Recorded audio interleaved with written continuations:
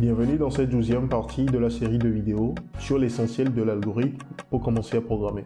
Dans cette partie, nous allons découvrir la recherche dichotomique, qui est un algorithme de recherche basé sur le principe de diviser pour régner.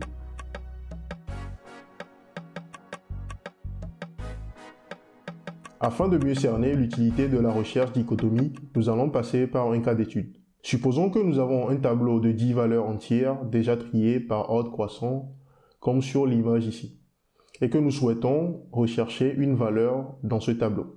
Le résultat escompté est le suivant. Si le tableau contient la valeur recherchée, alors nous devons retourner la position ou l'index de la cellule du tableau qui contient la valeur en question. Sinon, nous devons retourner la valeur -1. Avec nos connaissances acquises à travers nos vidéos précédentes, nous pouvons proposer la solution suivante. Si nous analysons un peu l'algorithme ici, il s'agit d'un algorithme de recherche séquentielle qui parcourt le tableau de façon séquentielle, c'est-à-dire en regardant les différentes cellules du tableau, puis en vérifiant si les différentes cellules contiennent ou pas la valeur qui est renseignée ici. Donc il s'agit d'un algorithme de recherche séquentielle. Donc il faut noter que cet algorithme a été écrit ici sous forme d'un sous-algorithme ou d'un sous-programme, c'est-à-dire une fonction qui prend en paramètre un tableau dans lequel nous recherchons une valeur donnée qui est déclarée ici en tant que valeur. Donc la fonction, nous commençons par la déclaration de la fonction que nous nommons ici recherche naïve, qui prend en paramètre un tableau qui représente le tableau dans lequel nous recherchons une valeur donnée, et puis une deuxième variable qui représente la valeur qui est recherchée dans le tableau. Donc nous déclarons le tableau en tant que tableau d'entier, et nous déclarons la valeur également en tant que entier. Donc on commence par déclarer les variables que nous allons utiliser dans cette fonction. Donc on déclare une première variable que nous appelons ici trouver, qui est un booléen qui va nous permettre de savoir ou non si durant le parcours nous avons trouvé l'élément recherché ou pas. Et nous avons une deuxième valeur qui représente l'index, qui va nous permettre de mettre en place une boucle qui va nous permettre de parcourir le tableau en question. Donc au début, on commence par initialiser l'index à 0, commence également par initialiser la valeur trouvée à faux, c'est-à-dire qu'on suppose au début que la valeur n'est pas contenue dans le tableau. Donc on met en place ici une boucle qui va nous permettre de parcourir le tableau de façon séquentielle pour effectuer la recherche. Donc on dit ici que tant que la valeur que nous recherchons n'est pas trouvée, et tant que l'index que nous utilisons, c'est-à-dire notre compteur que nous utilisons pour parcourir le tableau est inférieur à la taille du tableau, on procède à l'exécution de cette instruction. Donc au début du parcours, ou lorsqu'on parcourt le tableau, on vérifie si le contenu de notre cellule portant le numéro index correspond à la valeur que nous recherchons. Donc si c'est le cas, alors on renseigne la valeur trouvée, on modifie sa valeur pour lui donner la valeur vraie. Donc sinon, on met la valeur trouvée, on lui donne la valeur faux, et on incrémente ici le compteur afin de passer à la cellule suivante. Donc si je résume ce que nous avons ici, lorsque la valeur est trouvée dans la cellule que nous sommes en train de visiter, alors on met la valeur de trouver à vrai. Sinon, c'est-à-dire si la valeur n'est pas trouvée, c'est-à-dire si la valeur de la cellule que nous parcourons ou que nous sommes en train de visiter ne correspond pas à la valeur recherchée, alors on incrémente le compteur de 1 pour pouvoir avancer progressivement dans les autres cellules. Donc on boucle de nouveau, on refait encore le processus de vérification, ainsi de suite. Donc à la fin de cette boucle, c'est-à-dire si la valeur est trouvée ou pas, donc en fonction de la valeur de notre variable trouvée, on vérifie si la variable qu'on cherche a été trouvée ou pas. Donc si la valeur est trouvée, alors on retourne l'index correspondant à la position de la valeur dans le tableau. Donc si cette valeur n'est pas retrouvée, alors on retourne la valeur -1. Donc on sort après de notre structure conditionnelle et puis on arrête la fonction. C'est-à-dire que la valeur sera retournée dans ce cas, selon le fait qu'on a trouvé la valeur ou non. L'index correspondant à la position de l'élément sera retourné, sinon la valeur -1 sera retournée. Si nous prenons cet algorithme et qu'on considère que la valeur que nous recherchons se trouve à la dernière cellule de ce tableau, cela veut dire que nous aurons à parcourir ce tableau, nous aurons à parcourir les différentes cellules du tableau jusqu'à arriver à la dernière cellule avant de trouver la valeur qui est à rechercher. Donc la remarque, c'est que dans le pire des cas, c'est-à-dire dans le cas où la valeur recherchée se trouve à la dernière cellule de notre tableau, on aura à parcourir tout ce tableau. C'est-à-dire qu'on va visiter toutes les cellules de ce tableau. Donc la question qui se pose, c'est que est-ce qu'il y a une façon d'optimiser cela pour ne pas avoir à parcourir toutes les cellules du tableau pour trouver l'élément recherché? La réponse à cela est oui, c'est possible de le faire. Et comment réaliser cela? Il y a un algorithme qui nous permet de le faire. Il s'agit de l'algorithme de recherche dichotomique. L'algorithme de recherche dichotomique est un algorithme qui se base sur le principe du diviser pour régner, c'est-à-dire réduire le travail à faire de moitié à chaque itération. Il faut noter que cet algorithme s'utilise que sur un tableau qui est préalablement trié. C'est un algorithme de recherche qui est rapide, qui nous évite de parcourir toutes les cellules d'un tableau lors d'une recherche dans le pire des cas. Le principe de fonctionnement de cet algorithme est le suivant. D'abord, lorsque nous prenons un tableau, on suppose que le tableau est préalablement trié et que ce tableau dispose de ce que nous appelons un centre. Donc sur l'image ici, nous pouvons supposer que le centre de notre tableau ici est la position 5 ici. Donc l'algorithme suppose que si nous avons un tableau qui est préalablement trié et que ce tableau dispose d'un centre, alors toutes les valeurs se trouvant à droite de ce centre sont considérées comme supérieures à la valeur se trouvant au centre, et toutes les valeurs qui se trouvent à gauche de ce centre sont considérées comme des valeurs qui sont inférieures à la valeur se trouvant au centre. Pour effectuer une recherche, on prend la valeur se trouvant au centre du tableau qu'on compare à la valeur recherchée. Si cette valeur recherchée est supérieure à la valeur du centre ici, dans mon exemple, il s'agit de la valeur 30 qui se trouve au centre. Donc la case ou la cellule en blanc ici représente pour nous le centre de notre tableau. Donc si la valeur recherchée est supérieure à la valeur se trouvant au centre du tableau, alors on oublie la section de gauche du tableau et on considère que la valeur recherchée se trouve dans la section de droite. Si par contre on fait cette vérification et on remarque que la valeur recherchée est inférieure à la valeur se trouvant au centre, alors on considère qu'on doit oublier la section de droite et qu'on ne doit plus considérer cette section et qu'on doit rechercher la valeur en question dans la section de gauche. Si par contre on effectue cette recherche et qu'on trouve que la valeur recherchée est égale à la valeur du centre, alors on arrête la recherche et on retourne la position de la valeur se retrouvant au centre. Donc on utilise ce principe progressivement jusqu'à trouver la valeur que nous sommes en train de rechercher. On répète donc ce processus jusqu'à trouver la valeur que nous recherchons. Et si la valeur recherchée n'est pas trouvée, alors on retrouve la valeur -1 comme vu précédemment. Donc si je reprends le principe, c'est que on prend le tableau, on suppose que le tableau est préalablement trié.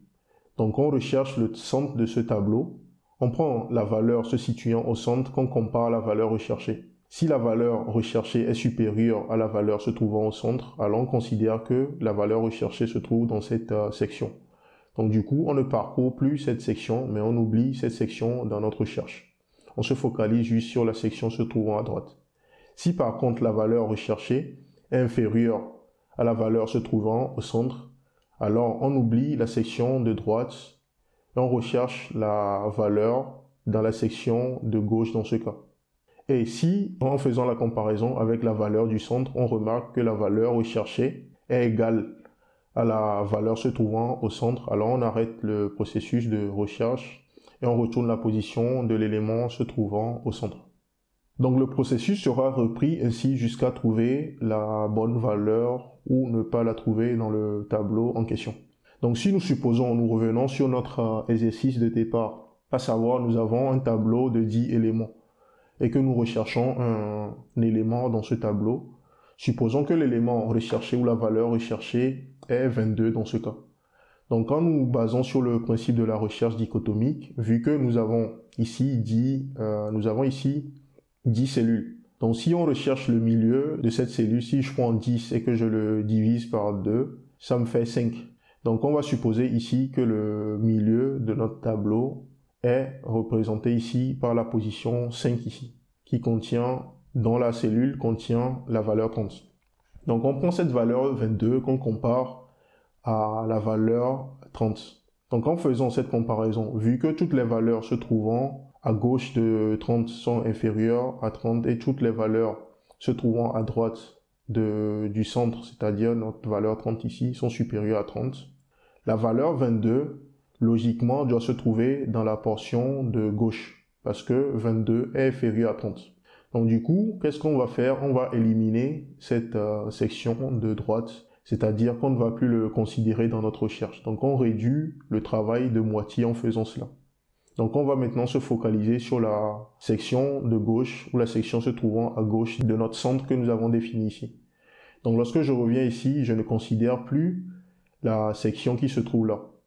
Et vu que le centre de notre tableau était 5 et que le centre ne contenait pas la bonne valeur, en faisant l'oubli de la section de droite, on considère également que toute cette partie ne fait plus partie de notre tableau ou on ne considère plus cette partie dans la suite de la recherche. Donc d'où le fait qu'on met une croix sur cette section du tableau. Donc nous allons reconsidérer cette fois-ci la zone 0 jusqu'à 4 comme étant la nouvelle zone dans laquelle nous allons rechercher notre élément. Donc il s'agit de cette zone délimitée par la couleur jaune ici. Donc il s'agit de la zone 3 jusqu'à 27. Donc de nouveau, nous allons continuer le processus. Nous allons retrouver le centre de nouveau de cette nouvelle zone de recherche. Donc si je prends 4 et que je divise 4 par 2, j'ai la valeur 2. Donc mon nouveau centre est représenté ici par la position 2 qui contient la valeur 15. Nous allons comparer de nouveau la valeur 22 à la valeur se trouvant au centre ici, c'est-à-dire la valeur 15. Donc la valeur 22 est une valeur qui est supérieure à 15.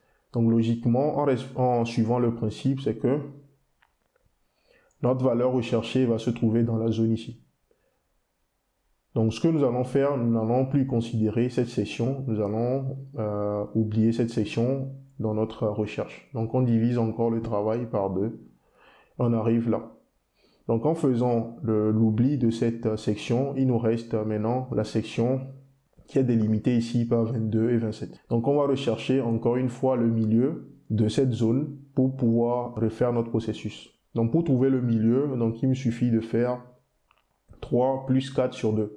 Donc 3 plus 4, ça me fait 7 sur 2, ça me fait 3,5, donc l'arrondi me fait environ 3. Donc je fais l'arrondi inférieur ou l'arrondi entière me fait 3. Donc le nouveau centre de cette zone sera la position 3. Donc ce qui fait que je considère maintenant la zone 3 à 4 comme étant ma nouvelle zone.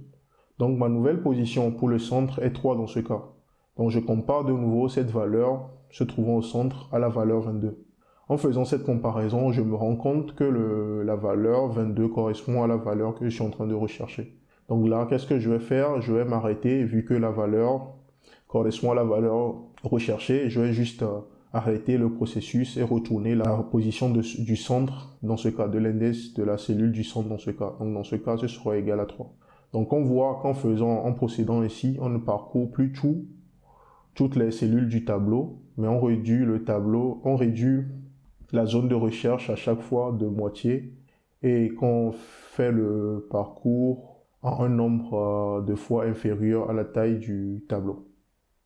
Donc nous avons ici le pseudocode qui nous permet de réaliser la recherche dichotomique. Donc nous avons toujours une fonction qui prend 2 paramètres. Le premier représentant le tableau que nous souhaitons, dans lequel nous souhaitons rechercher la valeur en question. Le deuxième paramètre représentant la valeur que nous sommes en train de rechercher. Donc au début, on déclare certaines variables. Donc la première variable ici représente la valeur qui va nous indiquer si la valeur a été trouvée ou pas. Donc on voit que cette variable a été déclarée en tant que booléenne. Une variable qui va nous permettre de définir le début de notre zone de recherche, le centre de notre zone de recherche et la fin de notre zone de recherche. Nous avons l'index qui va nous permettre de définir une boucle qui va nous permettre de parcourir le tableau. Nous avons n qui représente pour nous la taille de notre tableau en question. Donc ces différentes variables ont été déclarées ici en tant qu'entier. Au début de l'algorithme, on commence par supposer que la valeur n'a pas été trouvée. On met ensuite notre index à -1. On met le début de notre zone de recherche sur la première cellule. On calcule la taille de notre tableau. Et on calcule la taille de notre tableau et on définit la fin de notre zone de recherche comme étant la dernière cellule de notre tableau. Donc taille de table, ça nous retourne la taille du tableau. Donc si nous avons 10 éléments, donc cela va nous retourner 10. Et vu que l'index d'un tableau commence par 0, donc du coup la fin sera la dernière cellule du tableau. C'est-à-dire, dans ce cas, ce serait 10 moins 1, ce qui va nous donner 9, qui sera la position de la dernière cellule du tableau. Donc nous commençons par mettre en place ici la boucle qui va nous permettre de parcourir notre tableau. Donc ici, nous disons, tant que la valeur que nous recherchons n'est pas trouvée et que le début de notre tableau est inférieur ou égal à la fin, alors on doit continuer le processus. La condition que nous avons mis ici, vu que nous réduisons à chaque fois la taille de la zone de recherche, pour ne pas tomber dans un cas de boucle infinie, nous mettons cette contrainte pour s'assurer que le début de la zone de recherche est toujours inférieur ou égal à la fin de la zone de recherche. Donc à chaque boucle, on calcule, on détermine dans un premier temps le centre, la position ou l'index du centre de notre tableau. Donc on calcule la partie entière, donc on prend le début plus la fin qu'on divise par 2. Et on prend la partie entière de cela. Donc c'est ce qui nous permet de déterminer à chaque fois le centre de notre tableau. Ensuite, nous comparons la valeur se trouvant au centre du tableau avec la valeur recherchée. Si la valeur recherchée correspond à la valeur se trouvant au centre, alors c'est que notre élément recherché est trouvé. Dans ce cas, on affecte la valeur vraie à notre variable trouvée pour indiquer que la valeur a été trouvée. Ensuite, on renseigne l'index de l'élément, c'est-à-dire la valeur que nous devons retourner à l'utilisateur, c'est-à-dire la position de la valeur recherchée dans le tableau. On lui donne la valeur qui est égale à centre, vu que c'est au centre que nous avons trouvé la valeur en question. Donc si ce n'est pas le cas, on vérifie si la valeur recherchée est inférieure à la valeur se trouvant au centre. Donc si cette condition est vérifiée, alors on suppose qu'il ne faut plus considérer la zone de droite dans notre recherche, mais qu'il faut plutôt considérer la zone de gauche dans notre recherche. Donc dans ce cas, on garde toujours la borne de début, mais on doit dans ce cas modifier la borne de fin pour limiter la zone de recherche avant le centre. Donc du coup, raison pour laquelle on recalcule ici la fin de la zone de recherche en faisant le centre -1. Donc pourquoi centre -1? Parce qu'on ne veut plus considérer le centre, parce qu'on avait déjà vérifié que la valeur n'était pas au centre. Donc si aucune des conditions ici n'est vérifiée, à savoir la valeur ne se trouve pas au centre et que la valeur n'est pas inférieure au centre à la valeur se trouvant au centre, alors il faut considérer dans ce cas que la valeur se trouve à la partie droite du centre. Donc dans ce cas, il faut déplacer ou modifier notre zone de recherche et le déplacer sur la droite. Donc dans ce cas, la valeur de fin sera toujours considérée, mais nous allons plutôt modifier le début de notre zone de recherche et le déplacer sur la droite. Donc raison pour laquelle on fait ici centre plus 1. Pourquoi pas centre? Parce qu'on a déjà vérifié que le centre ne contient pas la valeur que nous recherchons. Donc on déplace la zone en modifiant juste le début de la zone de recherche. Donc après tout cela, on boucle de nouveau pour vérifier si la condition initiale qu'on avait définie pour continuer le parcours est vraie ou pas. Donc au cas où la valeur trouvée prend la valeur vraie, donc du coup, cette condition ne sera pas vérifiée. Et vu que l'index est renseigné, ce sera la valeur qui sera retournée ici à la sortie de notre boucle.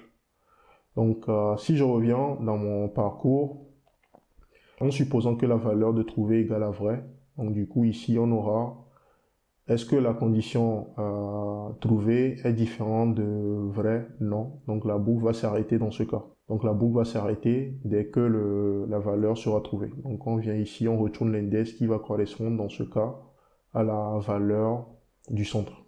Si nous supposons que la condition ici n'est pas vraie, dans ce cas, on va tomber dans l'une des conditions définies ici. Donc soit la valeur de fin sera modifiée, soit la valeur de début sera modifiée. Ça n'impacte sur cette condition.